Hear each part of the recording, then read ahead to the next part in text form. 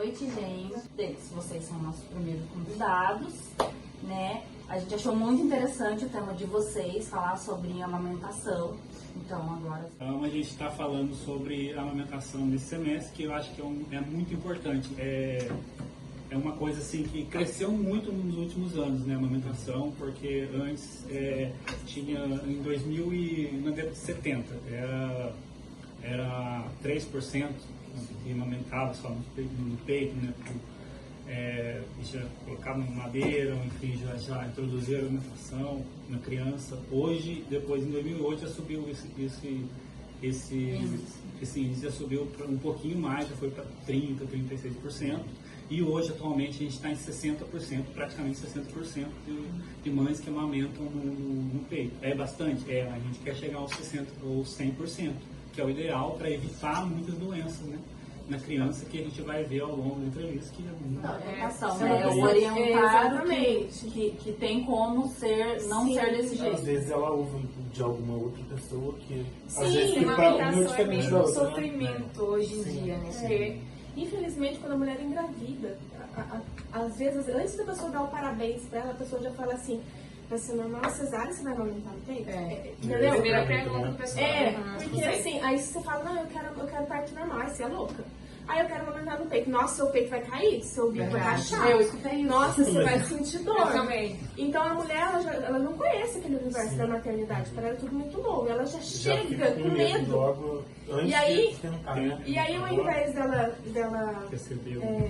receber uma orientação, buscar uma orientação ainda na gestação, a maioria das mulheres a gente vê que ela não se prepara para a amamentação. Ela se prepara para o parto, para o enxoval, para o carrinho, para a roupinha, para tudo. Mas para a amamentação ela não se prepara. E aí que mora o perigo. Porque aí quando chega na amamentação ela vai ter que ocorrer. Ou porque elas precisam comer. Né? Então ou vai ser fórmula ou vai ser o peito. A princípio, nas maternidades, elas indicam o peito. Porém, não são todas as maternidades que têm profissionais capacitados exatamente para trabalhar de acordo com a alimentação. Né, do trabalho, a gente fala assim, a gente começa com aquelas pessoas que a princípio ainda não estão pensando, né, vamos dizer assim, a faculdade. Nossa, mas você vai fazer isso no curso de faculdade? Vou, porque as pessoas que estão na faculdade, na maioria das vezes, não estão pensando em engravidar, as mulheres da faculdade. Mas um dia elas vão ser mães. E aí eu não estou pensando agora, não estou pensando a curto prazo. Eu estou pensando culturalmente, então eu estou pensando em uma geração. Eu estou pensando que interrompa aqui essa cultura errônea e daqui em diante eu mudo. E existe o boca a boca também. Existe.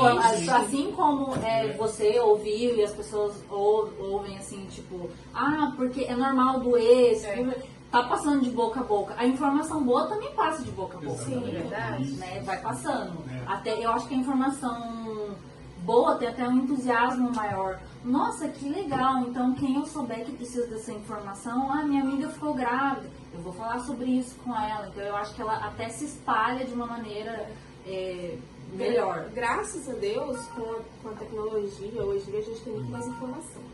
Então, antigamente era muito mais difícil essa informação chegar até a gente. Porque a maioria do público, né, o público, se a gente for parar para pensar numa questão de faixa social, a maioria das pessoas que têm muito filho são de uma classe social mais baixa, né? Então, para ela ter essa... A gente está falando há uns anos atrás, né? Em 1970. Para ela chegar a ter uma informação dessa, para ela era difícil financeiramente, era difícil, não tinha acesso à internet. Hoje em dia não. Hoje em dia qualquer pessoa tem acesso. Então essa informação está sendo divulgada mais fácil também. E desperta a curiosidade. Acho que a partir do momento de uma informaçãozinha ali, a pessoa vai ficar mais curiosa. Nossa, mas será que eu consigo saber mais? Todo mundo tem isso aqui na mão. Com certeza. É uma ferramenta muito interessante. Então, vocês vão falar sobre como é feito o leite, como é produzido o leite. Sim. Pode falar? Então, a gente falou introduziu um pouquinho, falou a respeito da dificuldade, da alimentação, enfim, todos esses que envolvem a alimentação, né, na questão da mulher. Vamos lá. A partir do momento que a gravida, né, o segundo, terceiro mês, não me recordo exatamente aqui, tem alguns hormônios que agem no corpo da mulher, que são os hormônios sexuais, que a gente, né, já conhece aqui, que a gente falou essa semana na aula do Andrés, que é o estrogênio e a progesterona, né, que são os principais hormônios. Oi? Nas primeiras semanas. Eles já começam a agir, eles inibem outros hormônios. Eles inibem os hormônios, né, da produção do leite, que a gente vai falar um pouquinho pra frente. E também eles vão mudar esteticamente o seio da mulher, né? Como o seio da mulher, enfim, o jeito da mulher, enfim, toda a questão de estética da mulher, para deixar os seios mais sensíveis, o seio vai ficar mais sensível, vai ficar maior o seio dela, vai preparar aquela mulher para uma gestação, né? Que está acontecendo, ele vai ficar preparando aquela mulher, porque o corpo é maravilhoso, né? Enfim, vai estar preparando ali, que é o progesterona e o estrogênio. Eles absurdamente sobem demais, né? Então eles vão estar agindo ali no corpo da mulher. E também ele vai dilatar, vai ajudar a dilatar o útero da mulher para receber aquele feto, né? Vai dilatar, vai aumentar a circulação sanguínea, enfim, todo esse período. Mesmo inibindo a produção de leite, né? Ainda vai produzir um pouquinho a cada mês, e muito pouquinho. Leite. A gente vai falar disso um pouquinho mais pra frente. Guarda esse pouquinho de leite. Vamos guardar esse pouquinho de leite que eu vou falar um pouquinho depois. Depois chega esse pouquinho de leite. Tá. Aí tem né, os meses que vão passando, a mulher vai mudando, o corpo dela mudando, vai se alterando, vai ficando mais estressada, enfim, toda aquela parte normal. Verdade, oscila um pouco. Oscila um pouco. Então, eu vou de calma, estressada e chorona, assim, ó. Então. O tempo todo. É isso aí que a gente estava falando. Daí você pegou e falou, né, que dói um pouco, tá um pouco. É exatamente o que está acontecendo. É a progesterona que está agindo. Esses dois hormônios estão agindo no seu corpo, aumentando seu seio, ficando mais sensível. E tem mais hormônios também, né? Tem relaxina, isso, tem o HCG, são vários hormônios também. Tem vários hormônios. Inclusive o HCG, o que é detectado para... Então, eles vão mudando, né, toda a questão do corpo da mulher, como a Mara falou, tem mais hormônios, se tem esses não são os mais, né, importantes ali. Então vai ficando mais sensível. Nesse primeiro momento, eu vou só abrir um parênteses aqui também e falar sobre quando a mulher está na gestação, começa a aparecer na auréola, né, tem o corpo do seio, né, vai a sustentação e a auréola, que é esse ponto maior aqui, e o mamilo. Começa a aparecer alguns pontinhos, uns mais claros, mais escuros. Esses pontinhos são glândulas de gorduras, exatamente isso, né? Glândulas de gordura. E muitas mulheres às vezes vai e apertam, né? Não façam isso, porque o que acontece? Muitas mulheres, essas glândulas de gordura, elas servem para lubrificar o seio, para a chegada do bebê, né? Para deixar mais macio, enfim. E também outras mulheres também, elas passam hidratante, não precisa também. Porque o hidratante, o seio já está macio, né? Por conta desse lubrificante natural, que é o seu hormônio, né? Que é essa glândula, no caso. Essa glândula que vai... Só abrir um parênteses no que você está falando, que é muito importante. A gente ouve muitas gestantes falando assim, porque fulano falou que eu tenho que passar bucha no peito. Pra poder já tá dolorido, você vai entregar, mas você vai passar bucha pra poder já, tipo assim, preparar, calejar o peito pro bebê chegar, entendeu? Tem que, sei lá, tem que ficar puxando o bico, gente. Já ouvi falar isso também, né? Já falar isso pra mim. O organismo é perfeito. Deus fez coisas perfeitas. Então, assim, o que o Pedro tá falando, o próprio organismo já vai lubrificando aquela área. Antes do bebê nascer, a gente não faça nada. Essa questão anatômica, então, do bico do peito vai desenvolver normal, você não precisa chorar. Não. E muitas dúvidas das mulheres, que elas chegam, até mesmo minha esposa, né, só fez isso quando estava grávida, ela começou assim, um dia foi na médica, nossa, é normal esses aparecer, dela aparecer alguns pontinhos mais escuros, sabe? Normal aparecer na médica, hormônio, tranquilo que é hormônio, vai desaparecer depois, realmente. Desapareceu. É incrível, né? Incrível. Muda, então, né? Exatamente. Então, esses hormônios, voltando, esses hormônios eles vão agir, né, nessa região, eles são produzidos no ovário, né? São produzidos no ovário e vão agir ali na questão da estética da mulher e também inibir a produção de leite, né? A produção do leite, mas vai escapar um pouquinho. Daí tem toda a parte da gestação. Quando o bebê nasce, a partir de 48 horas depois, quando o bebê nasce, esses hormônios eles caem absurdamente. Diminuem essa produção desses hormônios, caem. Aí o que acontece? O hormônio da produção do leite entra em ação. Quando para de inibir, o hormônio da produção do leite entra em ação. É a prolactina. A partir de 48 horas depois do nascimento do bebê e a retirada da placenta. Mas tá, beleza, a partir dos 48 horas. E o que acontece entre essas 48 horas? Se o hormônio da produção de leite começa a agir depois de 48 horas. É esse leite que estava escapando ali, sabe? Que é chamado colostro. Que muitas mulheres também não sabem identificar o que é isso. O que é o colostro, né? Porque ele é um leite mais espesso, mais amarelado. A Mayara pode explicar melhor, mas esse leite é chamado até da primeira vacina do bebê, né? Sim, da importância desse leite. O colostro, a gente tem que lembrar que o leite é uma célula viva, né? Então, a gente fala leite, gente, mas o leite materno, ele é uma vacina, ele é tudo que a criança precisa estar ali. Ele muda a composição conforme a necessidade daquela criança. E o colostro, mais do que tudo, ele é rico em anticorpos, em vitaminas. Então, assim, vamos imaginar, você está gestante. Quando seu bebê nascer, uma grande parte dos seus anticorpos vão estar no colostro. Então, a primeira vacina do bebê é o colostro. Mas ele é muito pouquinho, parece que a criança não sacia. Aí a gente entra no que eu trouxe para vocês. O estômago do primeiro dia, até o terceiro dia mais ou menos, é de 5 a 15 ml no máximo. Isso aqui é no terceiro dia. Mas no primeiro dia, que é geralmente quando está fora do colostro, é 5 ml, gente, a capacidade total. Então, assim, você não precisa de muito. E a criança, ela tem uma reserva quando nasce de até 48 horas, exatamente o que ele está falando, de gordura. Vocês vão ver quando o bebê nasce, eles nascem cheinho, inchadinho. E aí quando eles estão saindo, estão dando alta na maternidade, eles perderam em média de 10% do peso de nascimento. Aí eu falo, nossa, mas ele perdeu, não tá mamando. Não é, gente. É fisiológico. A criança, ela... mas só tem colostro. Você quer que mude? Então tá ele no peito. Quanto mais ele mamar o colostro, mais rápido você vai começar a produção de leite. Porque é questão de estímulo. Produção de leite é estímulo. Quanto mais você estimula, mais você produz.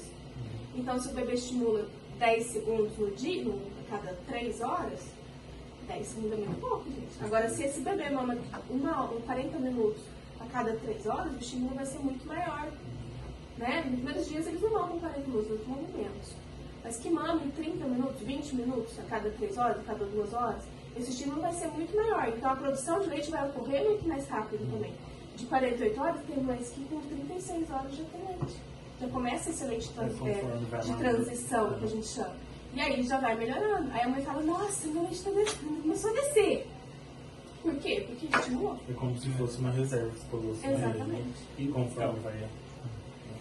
Daí a folga descida do leite. Então, aí tá, tem o colostro, né? Como a Mara acabou de explicar melhor para você, deu uma aula aí do colostro, que é essencial para esses primeiros dias do bebê, né? Aí depois temos a produção da prolactina, que é um hormônio que é produzido, ele é produzido no hipotálamo, né, e é armazenado na hipófise, né, anterior. E daí quando o bebê nasce, daí o cérebro dá um sinal por impulso nervoso, né, ou preciso amamentar esse bebê. Daí o hormônio ele aumenta, já que não está sendo inibido mais, ele aumenta e começa a produção de leite. E daí, aqui, esses aqui são alvéolos, essas caixinhas são alvéolos. Aqui que vai ser produzido o leite. Vai ser produzido aqui, esses aqui são ductos aonde o leite vai passar. E aqui bem aqui no atrás da orelha. tem tem ampolas, né? Ampolas, né? Se eu não me engano, que é onde é armazenado o leite, que é atrás da auréola.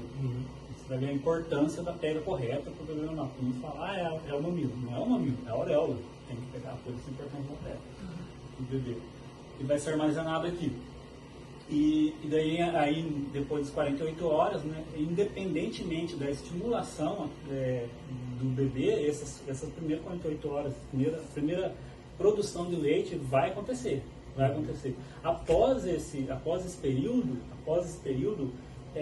vai ter que ter estimulação, né, ou da mãe ou do bebê, né, da mãe fazendo ordenha ali, né, ou então do bebê aumentando, né, que é o correto, né, que a gente está até batendo nisso. Vai ter daí o que acontece?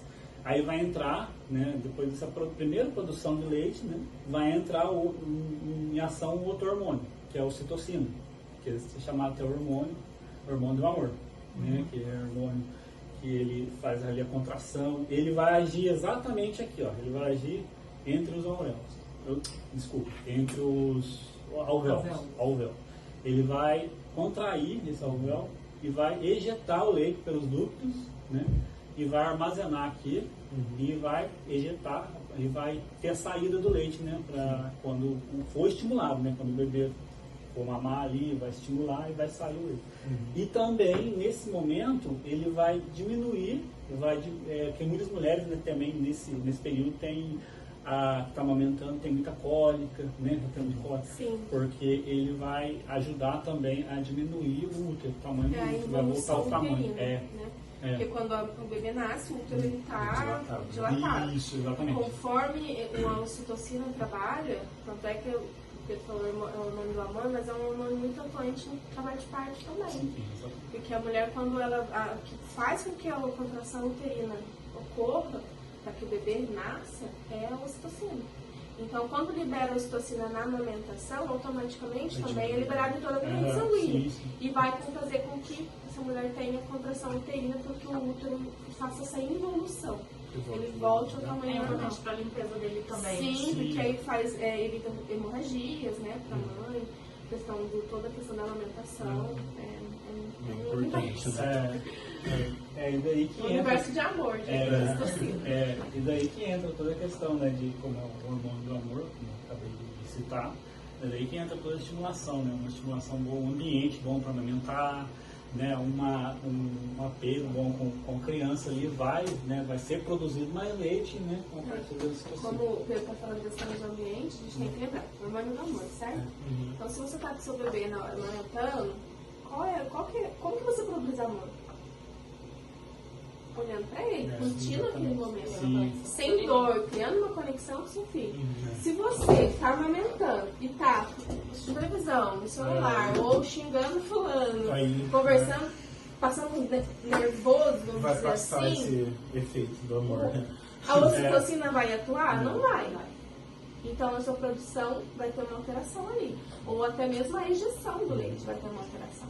Então, por isso que a gente sempre bate na tecla. E até hoje a pastora confirmou lá. A questão do ambiente, no parto mesmo, que seja um ambiente calmo, um ambiente que te dê tranquilidade, de preferência sem muita gente por perto, que você curta aquele momento. Escolher o pratinho para amamentar. Exatamente. Até porque, igual algo que ela falou muito interessante hoje na palestra de manhã, foi o que nos primeiros dias o bebê não tem muita questão de ideia onde ele está. Mas depois que ele começa a tomar noção de onde ele está, ele começa a ficar muito esperto, querendo ver tudo, essa criança vai desfocar se ela estiver num lugar agitado. Porque ela não vai querer saber jogar, ela vai querer ver o que está acontecendo, que barulho que está acontecendo do lado dela.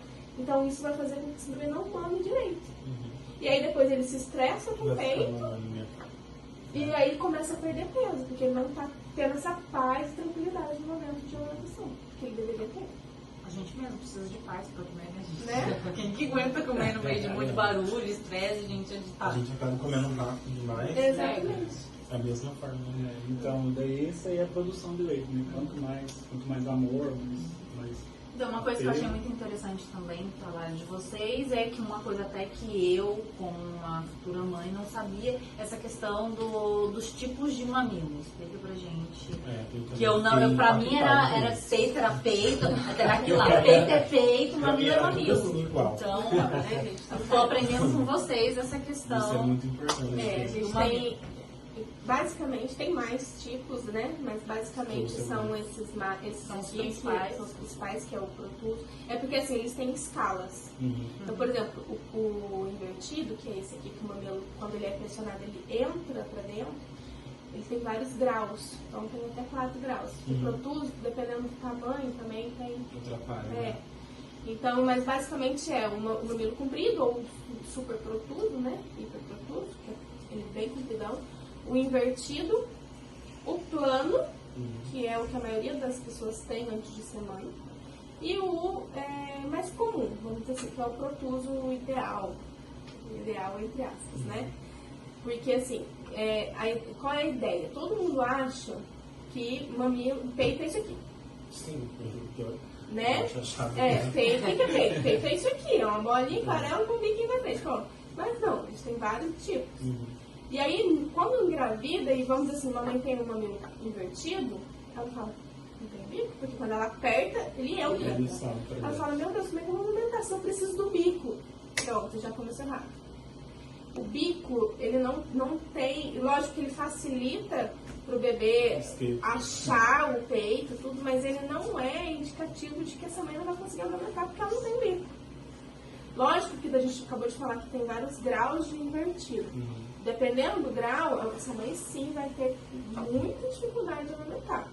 Mas se ela tem um invertido de primeiro e segundo grau, que é o mais tranquilo, normal, né? assim, Digamos assim, seriam menos invertidos? menos invertido. Conforme essa criança vai sugando, ele vai puxando o peito. Aí do semi-invertido ele entra um plano, no final da alimentação ele toma sempre um pouquinho. Ele evolui. Conforme a criança vai sugando corretamente, ele vai puxando esse bico para fora. Entendeu? Mas um exemplo, que nem esse daí, que é bem Bem invertido. invertido. Conforme a criança consegue pegar, como funciona? Consegue pegar. Por quê? O que a gente vai explicar para vocês? Não é o mamilo que vai fazer a diferença na amamentação. O mamilo, ele só serve para o leite sair, tá? E para quê? Para estimular o bebê. Então você vai passar no boquinho, igual a gente tem pontos cardeais no rosto, principalmente no bebê, que vai fazer que quando você toca nesses pontos, que é no queixinho, aqui, nessa região e aqui, você tocou na criança e ela já começa a procurar. Entendeu? Então quando a mãe tem esse biquinho mais pra tudo, ela toca com mais facilidade. Aí, né? E aí a criança sente o mamilo na boca, ele já tenta abocanhar. É uma orientação. Mas não isso quer dizer que uma mãe que tem um mamilo invertido não vai conseguir. Porque o que vai fazer a diferença é a areola. Né? É a areola, que aonde que ele tem, que o bebê tem que sugar para o leite sair da boca dele? Ele tem que apertar a areola. Se ele apertar o bico... Eu não sabia, eu achava que era o bico. Não, se ele apertar o bico... Eu já achava que ele apertava lateralmente. Não. É a areola. É a areola. O leite sai daqui. O leite sai do bico, mas Mas o estímulo tem que estimular. Pra sair, precisa estimular aqui. Sim, presta a mamãe. Lembra que o Pedro falou que aqui atrás fica as ampolas de armazenamento? Então as ampolas vão ficar bem atrás da areola. E aí quando a criança aperta essa ampola, espirra. Ele vai fazer esse movimento aqui com a boquinha, ó. Aí ele vai apertar as ampolas aqui de dentro para ejetar o leite no bico, no mamilo, entendeu? Então não tem Se o bebê, diferença. Se o bebê ele ejeta do bico, mas o estímulo é ao redor. É na areola, exatamente. O bico é só um ducto. É só a saída ali. Só a saída, Se ele aperta o ducto, e aí quando engravida, e vamos dizer assim, mamãe tem um mamilo invertido, ela fala, não tem bico? Porque quando ela aperta, ele entra. Ela fala, meu Deus, como é que é uma amamentação? Eu preciso do bico. Pronto, já começou errado. O bico, ele não tem... Lógico que ele facilita pro bebê achar o peito, tudo, mas ele não é indicativo de que essa mãe não vai conseguir amamentar porque ela não tem bico. Lógico que a gente acabou de falar que tem vários graus de invertido. Dependendo do grau, essa mãe sim vai ter muita dificuldade de amamentar. Mas se ela tem um invertido de primeiro e segundo grau, que é o mais tranquilo, assim, digamos assim, seriam menos invertidos? Menos invertido.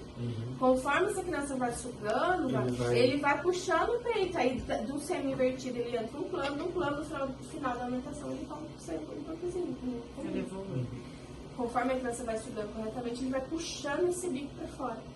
Entendeu? Mas um exemplo, que nem esse daí, que é bem divertido. invertido. Conforme a criança consegue pegar, como funciona? Consegue pegar. Por quê? O que a gente vai explicar pra vocês? Não é o mamilo que vai fazer a diferença na amamentação. O mamilo, ele só serve para o leite sair, tá? E pra quê? Pra estimular o bebê. Então você vai passar no boquinho, igual a gente tem pontos cardeais no rosto, principalmente no bebê, que vai fazer com que quando você toca nesses pontos, que é no queixinho, aqui, nessa região e aqui, você tocou na criança e ela já começa a procurar. Entendeu? Então quando a mãe tem esse biquinho mais pontudo, ela toca com mais facilidade. Aí, né? E aí a criança sente o mamilo na boca, ele já tenta abocanhar. É uma orientação. Mas não significa dizer que uma mãe que tem um mamilo invertido não vai conseguir. Porque o que vai fazer a diferença é a areola. Né? É a areola, que aonde que ele tem, que o bebê tem que sugar para o leite sair da boca dele? Ele tem que apertar a areola. Se ele apertar o bico... Eu não sabia, eu achava que era o bico. Não, se ele apertar o bico... Eu já achava que ele apertava lateralmente. Não. É a areola. É a areola. O leite sai daqui. O leite sai do bico, mas a areola pra regular... Pra sair, precisa estimular aqui. Sim, presta a mamãe. Lembra que o Pedro falou que aqui atrás fica as ampolas de armazenamento? Então as ampolas vão ficar bem atrás da areola. E aí quando a criança aperta essa ampola, espirra. Ele vai fazer esse movimento aqui com a boquinha, ó. Aí ele vai apertar as ampolas aqui de dentro para ejetar o leite no bico, no mamilo, entendeu? Então não tem muita diferença. Se o bebê ele ejeta do bico, mas o estímulo é ao redor. É na areola, exatamente. O bico é só um ducto. É só a saída ali. Só Se ele aperta o ducto, não sai leite. É meio que só o canudinho. Pega um canudo e aperta a ponta e puxa. Não sai. E sai. A mesma coisa. É a mesma coisa. Isso aqui é, vamos dizer, a ponta do canudo. Entendeu? Ele vai apertar aqui pra sair da boca dele. Por isso que não faz diferença. Se a mãe tem um mamilo protuso ou se ela tem um mamilo invertido. Dependendo do bebê, tem mais dificuldade assim do que assim, né? Sim, eu digo que a maior dificuldade que as mães apresentam, às vezes, é na elasticidade da pele. Porque tem mãe que tem uma pele muito rígida no peito. E aí, pro bebê, pra fazer a prega pro bebê, fica difícil. Do bebê pequeno, né? E aí, quando essa mama tá muito cheia, fica cada vez mais difícil. Então, por isso que a gente trabalha a questão de preparar essa mama para a alimentação, porque não é simplesmente chegar, depois eles vão falar mais, não é simplesmente chegar e colocar a criança no peito. A mãe ela tem que fazer massagens antes, ela tem que preparar essa mama, porque principalmente na primeira semana, depois que já ocorreu as 48 horas, que entra o período de apojadura, que é a descida do leite mesmo, essa mama ela vai dobrar de tamanho praticamente. O seu organismo ele não sabe quantos bebês nasceram. Então, o seu organismo né? Então, assim, ele falou, opa, eu tive um filhote, não sei quantos filhotes eu tive, então ainda vai dobrar de tamanho. Vai. Nossa, gente, mas já tá grande demais. Nossa, ele fala assim, eu não sei quantos filhotes nasceram, então eu vou garantir uma alimentação aí, vamos ver. Ele tem que apertar a areola. Se ele apertar o bico... Eu não sabia, eu achava que era o bico. Não, se ele apertar o bico... Eu já achava que ele apertava lateralmente. Não. É a areola. É a areola. O leite sai daqui. O leite sai do bico, mas a areola pra regular... Pra sair, precisa estimular aqui. Sim, presta a mamãe. Lembra que o Pedro falou que aqui atrás fica as ampolas de armazenamento? Então, as ampolas vão ficar bem atrás da areola. E aí, quando a criança aperta essa ampola, espirra. Ele vai fazer esse movimento aqui com a boquinha, ó. Aí ele vai apertar as ampolas aqui de dentro para ejetar o leite no bico, no mamilo, entendeu? Então não tem muita diferença. Se o bebê ele ejeta do bico, mas o estímulo é ao redor. É na areola, exatamente. O bico é só um ducto. É só a saída ali. Se ele aperta o ducto, não sai leite. É meio que só o canudinho. Pega um canudo e aperta a ponta e puxa. Não sai. E sai. A mesma coisa. É a mesma coisa. Isso aqui é, vamos dizer, a ponta do canudo. Entendeu? Ele vai apertar aqui pra sair da boca dele. Por isso que não faz diferença se a mãe tem um mamilo protuso ou se ela tem um mamilo invertido. Dependendo do bebê, tem mais dificuldade assim do que assim, né? Sim, eu digo que a maior dificuldade que as mães apresentam, às vezes, é na elasticidade da pele. Porque tem mãe que tem uma pele muito rígida no peito. E aí, pro bebê, pra fazer a prega pro bebê, fica difícil. Do bebê pequeno. E aí, quando essa mama tá muito cheia, fica cada vez mais difícil. Então, por isso que a gente trabalha em questão de preparar essa mama para a amamentação, porque não é simplesmente chegar, depois eles vão falar mais, não é simplesmente chegar e colocar a criança no peito. A mãe, ela tem que fazer massagens antes, ela tem que preparar essa mama, porque principalmente na primeira semana, depois que já ocorreu as 48 horas, que entra o período de apojadura, que é a descida do leite mesmo, essa mama ela vai dobrar de tamanho praticamente. O seu organismo ele não sabe quantos bebês nasceram. Então, o seu organismo né? Então, assim, ele falou, opa, eu tive um filhote, não sei quantos filhotes eu tive, ainda vai dobrar de tamanho. Vai. Nossa, gente, mas já tá grande demais. Nossa, ele fala assim, eu não sei quantos filhotes nasceram, então eu vou garantir uma alimentação aí, vamos dizer, uns 2. Entendeu? E aí ele produz o dobro. E aí fica aquele boom de leite, assim, você fala, meu Deus, e agora o que eu faço, né? Nossa Senhora. Aí queima muito. É dolorido, porque como a gente está falando de uma produção excessiva, isso quer dizer que o bebê vai mamar e ainda vai sobrar leite. E aí entra a importância de fazer essa ordenha pós-mamada para a mãe não fazer uma mastite. Que a gente fez uma pesquisa. A gente fez uma pesquisa e nos nossos resultados, até tem aqui no celular, coisa que eu vou falando, a maioria das mães sofrem muito com a questão de engurgitamento mamário. O que é engurgitamento mamário? Essa sobra de leite mesmo. Ele sobra, ele vai formando como se fosse pedrinhas dentro do peito. Por quê? O leite, quando tá aqui dentro, ele não é líquido, como a gente conhece. Ele é como se fosse ele é gelatinoso, ele é um grosso. caldão grosso, assim. Creme, né? Tipo creme, exatamente. Onde ele fica acumulado. Conforme o hormônio da ocitocina trabalha, a gente vai fazendo a questão da massagem para estimular esse hormônio a ser liberado, ele vai afinando para sair na boquinha do bebê de forma líquida. Mas aqui dentro não. Então vamos dizer assim, você tá com leite cheio de caldo lá dentro, vamos dizer assim, grosso. Aí o bebê tirou o que ele precisa, o restante ficou lá.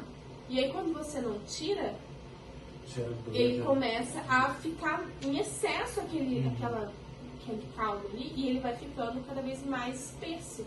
E ele vai fazendo tipo pedrinhas. Então pra mãe é muito dolorido essa pedra de mão. É extremamente dolorido essas pedras, esse engurgitamento. E é uma das maiores dificuldades que as mães apresentam logo na primeira semana de pós-parto, porque elas não sabem lidar com esse engurgitamento. Entendeu? Com essa produção excessiva da apojadura. Eu tive nas 3 gestações, na última agora eu tive mastite, tanta produção de leite. Nossa, meu seio ficou parecendo uma bexiga tão grande. E eu, na primeira gravidez, eu não tinha, o último bebê era assim, plano. Aí ela fez ficar assim, aí depois voltou como era a segunda gestação. Aí a Alice, ela não conseguiu mamar porque assim, eu amamentei só até 3 meses. Porque eu tinha muito leite, ela não conseguia e ela não pegava certo. Onde era pra pegar? Na areola, ela pegava no bico. Então meio que quase que eu perdi o bico do seio. Que depois a gente vai falar, né, sobre a pele também. E ela abordou 2 temas super importantes, que é a primeira hiperlactação. Tem muitas mulheres que têm essa hiperlactação não só na primeira semana de gestação. Às vezes essa mulher ela continua tendo essa hiperlactação durante a amamentação inteira. A minha mãe, eu tenho um irmão e uma irmã. A minha mãe teve muito leite. Eu lembro, eu tenho vários episódios na minha cabeça de que ela tava assim, normal, que nem a gente tá aqui, e descia muito leite. Ela não tinha como sair assim, sem pôr uma fralda ou um absorvente aqui, porque ela tinha muito leite. Às vezes meu irmão não conseguia mamar porque se ela tirava o peito para fora, o leite ia começar a espirrar. Sim. E a gente tem que falar também que quando sua mãe tem hiperlactação, Tem alguns bebês que elas até engasgam no peito, porque quando eles fazem a primeira sucção, o leite vem e não vem só na quantidade que ele está pedindo. Continua ainda o jato saindo, a partir do momento que ele deu o primeiro estímulo, o jato continua. Eu vi ele mamar e a minha mãe tirava assim o leite espirrando. Exatamente. Até hoje. Então tem bebê que não consegue dar conta da quantidade de leite ali e aí afoga. Então qual a orientação quando essa mãe tem uma hiperlactação? Que antes dela ofertar o seio ao bebê, nesse primeiro momento de massagem que eles vão ensinar vocês, né? Questão de como funciona, que faça também essa extração.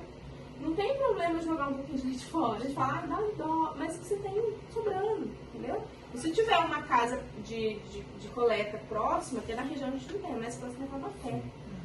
A minha mãe, ela quis doar, mas ela não conseguiu, porque ela mora em Cunha, né? Então é tudo muito difícil, porque lá não tem o hospital muito pequeno, então... Então, quem consegue fazer essa doação é perfeito, porque esse leite salva vidas. Salva a vida de bebês em UTI, salva a vida, né, de muitas crianças que precisam.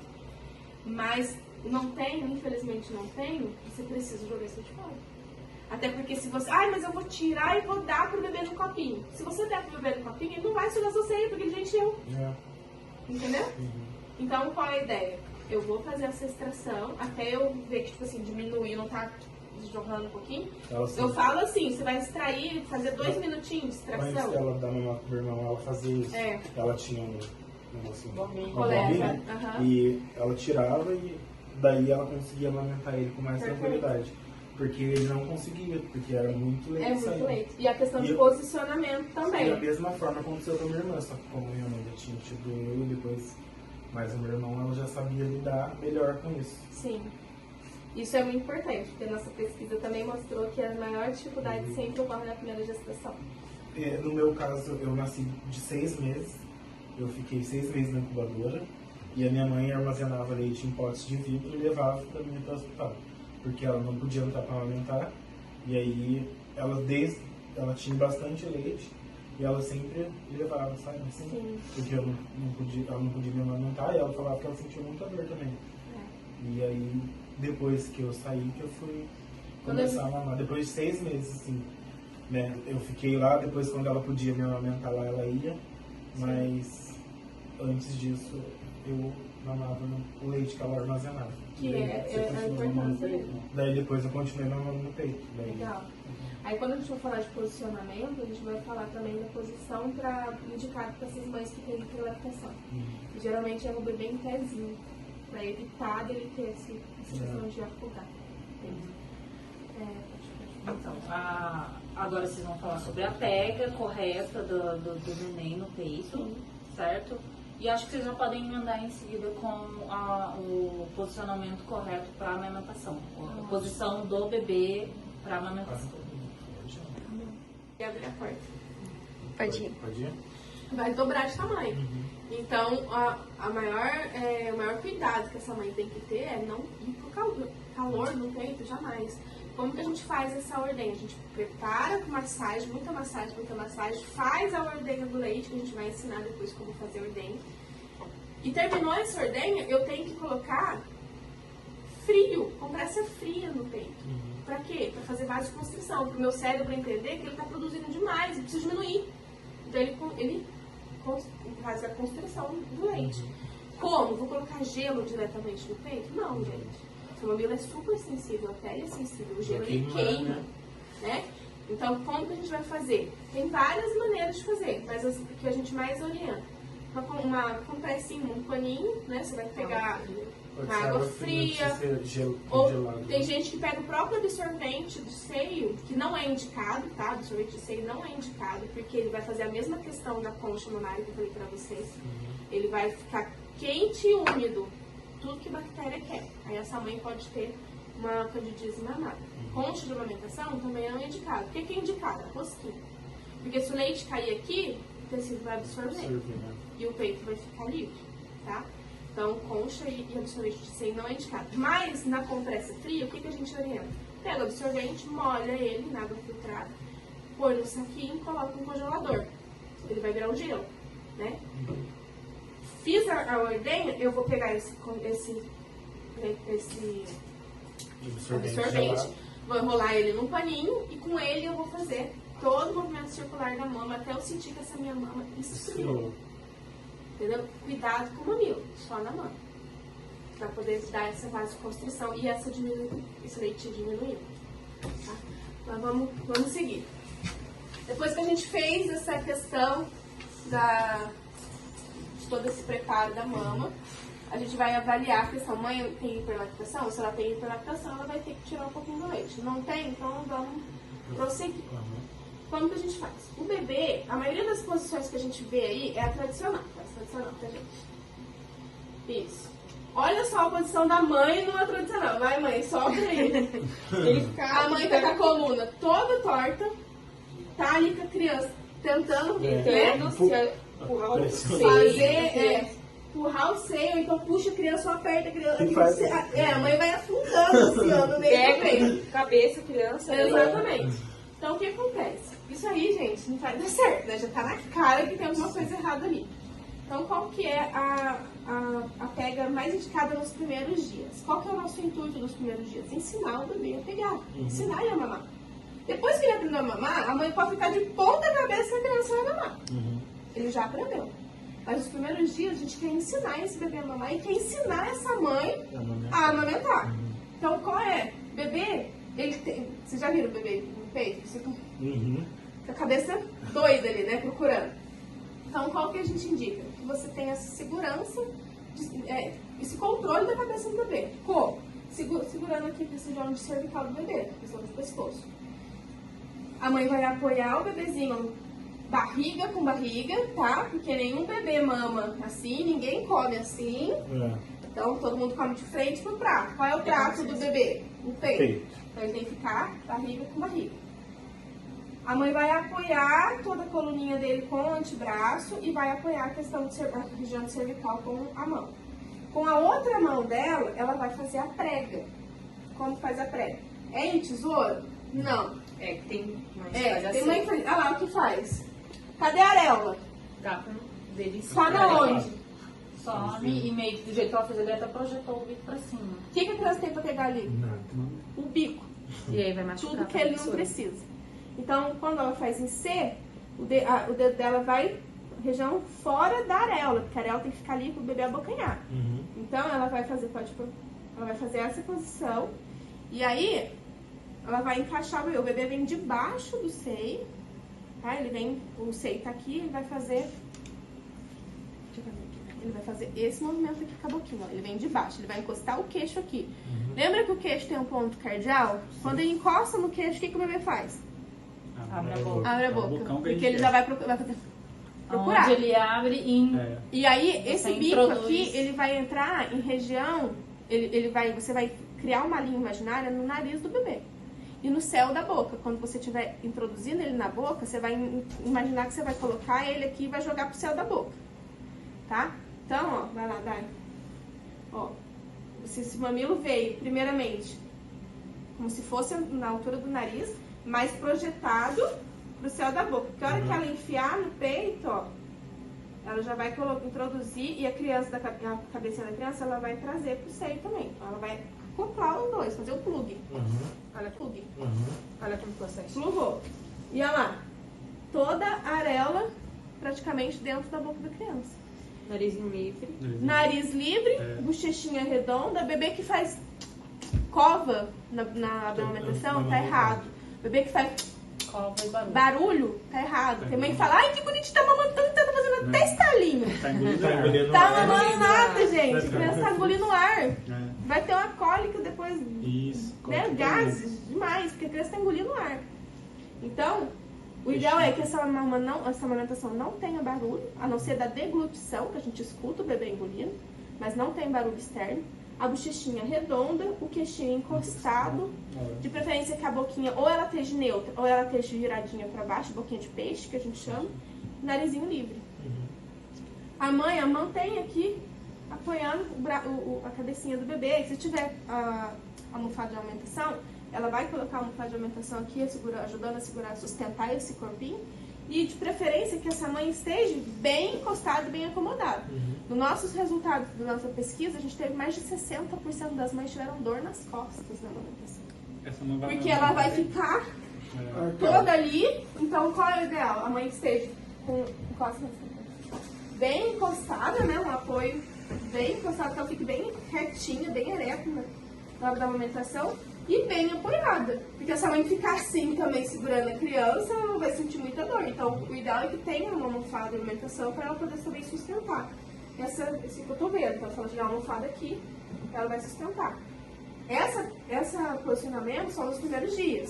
Conforme a criança vai aprendendo a mamar, aí a mãe consegue fazer a pega tradicional, que é o bebê deitadinho no braço. Por quê? Esse bebê já vai conseguir pegar esse seio, ele já vai entender como que pega, né?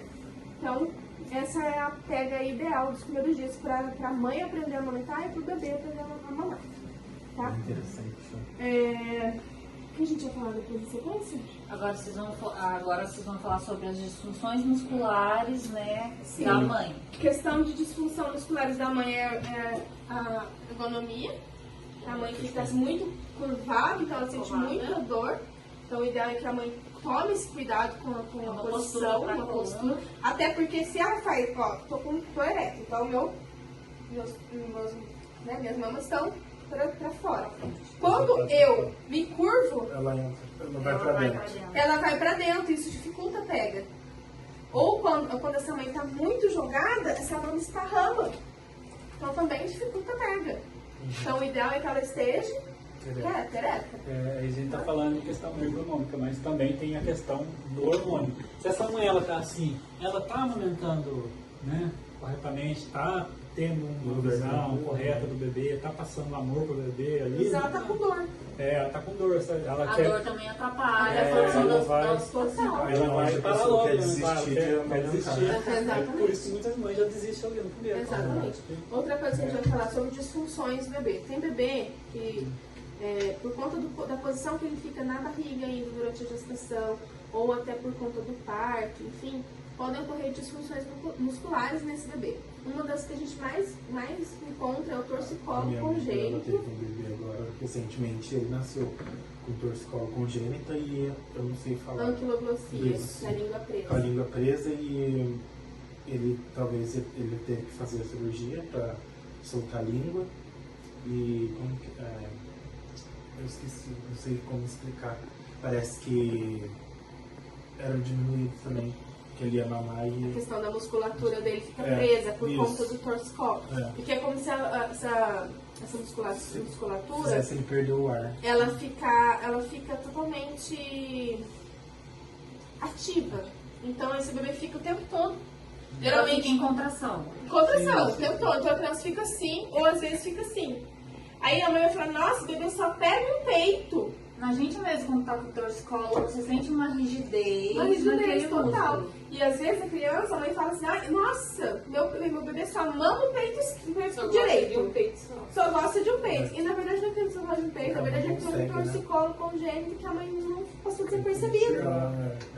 Ele teve isso, ela não conseguiu ninguém para poder atender ele aqui. Ela falou que nos primeiros dias foi muito difícil, ele tinha muito refluxo por conta de...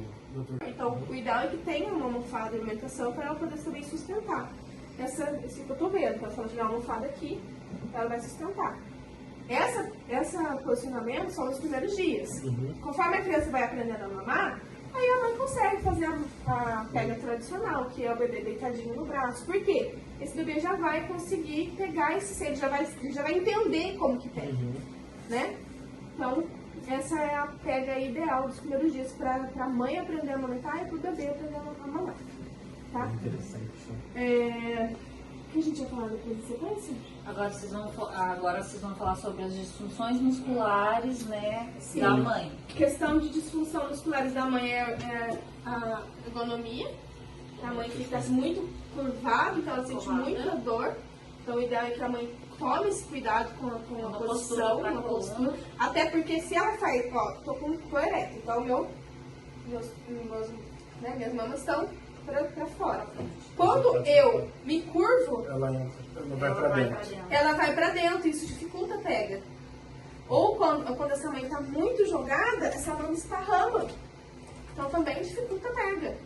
Então o ideal é que ela esteja ereta. A gente está falando de questão ergonômica, mas também tem a questão do hormônio. Se essa mãe está assim, ela está amamentando, né, corretamente, está tendo uma visão correta do bebê, está passando amor pro bebê ali. Mas ela está com dor. Ela está com dor. A dor também atrapalha a produção das posições. Ela vai parar logo, quer desistir. É por isso que muitas mães já desistem ali no primeiro. Exatamente. Outra coisa que a gente vai falar sobre disfunções do bebê. Tem bebê que, por conta da posição que ele fica na barriga ainda durante a gestação, ou até por conta do parto, enfim, podem ocorrer disfunções musculares nesse bebê. Uma das que a gente mais encontra é o torcicolo congênito. Ela teve um bebê agora, recentemente, ele nasceu com torcicolo congênita e eu não sei falar. Anquiloglosia, na língua presa. Com a língua presa e ele talvez ele teve que fazer a cirurgia para soltar a língua e como que eu esqueci, não sei como explicar. Parece que era diminuído também, que ele ia mamar e... A questão da musculatura dele fica presa por conta do torcicolo. Porque é como se essa musculatura... Se ele perdeu o ar. Ela fica totalmente ativa. Então esse bebê fica o tempo todo. Geralmente fica em contração. O tempo todo. Então a criança fica assim, ou às vezes fica assim. Aí a mãe vai falar, nossa, o bebê só pega no peito. A gente mesmo, quando tá com o torcicolo, você sente uma rigidez. Uma rigidez naquele total. músculo. E às vezes a criança, a mãe fala assim, ai, nossa, meu bebê só mama o peito direito. Só gosta de um peito. E na verdade não é que ele só gosta de um peito, na verdade é que tem um torcicolo congênito que a mãe não passou desapercebido. Ele teve isso, ela não conseguiu ninguém para poder atender ele aqui. Ela falou que nos primeiros dias foi muito difícil, ele tinha muito refluxo por conta do torcicolo congênito e a língua presa. E é um tratamento bem caro, né? E muitos poucos fisioterapeutas são... Sim, na região aqui a gente não tem, não formados nisso. Ela conseguiu em Mogi das Cruzes. Em Taubaté eu conheço duas. Para poder fazer com ele a quiropraxia, né? Sim, osteopatia. Também, né? Sim. E aí foi ajudando e ele acabou tendo um pescocinho liberado, né? Então a gente tem que tomar cuidado com essas coisinhas. O bebê tem uma preferência de lado, você põe no carrinho, você colocou o bebê do lado esquerdo, mas ele só fica a cabecinha pro lado direito, gente, é uma coisa estranha. Tem que se preocupar, né? Procura um profissional, faça uma avaliação, vê se esse bebê não tem um torcicolo, porque isso vai dificultar na amamentação. Outra coisa que você citou é a anquiloglosia, que é a famosa língua presa, né? A língua presa, ela impede a língua de fazer o movimento de onda. Quando esse bebê está sugando, a língua faz esse movimento. Que ele pega o leite e engole, pega o leite e engole. Então dificulta porque a língua não sobe. Então ela vai ficar aqui, ó. Aí o que o bebê vai fazer? Ele vai puxar o queixo. Aí a mãe fala que o bebê mastiga o peito, porque ele vai fazer assim, ó. Em vez de ele fazer esse movimento, ele vai fazer assim com a mandíbula, né? E aí isso vai fazer com que tenha mais fissuras. Ter anquiloglosia ou língua presa não quer dizer que essa amamentação ela é abolida, ela vai ter que ser interrompida. Eu não sei se é por conta do torcicolo ou se por causa da língua presa que ele tinha refluxo. O que pode se dizer, né? Quando o bebê tem refluxo, é por conta da língua presa ou por conta do torcicolo? Também. É por questão muscular. Sim, porque tá tudo interligado, né? Tá tudo interligado. O bebê tem bebê que tem questão muscular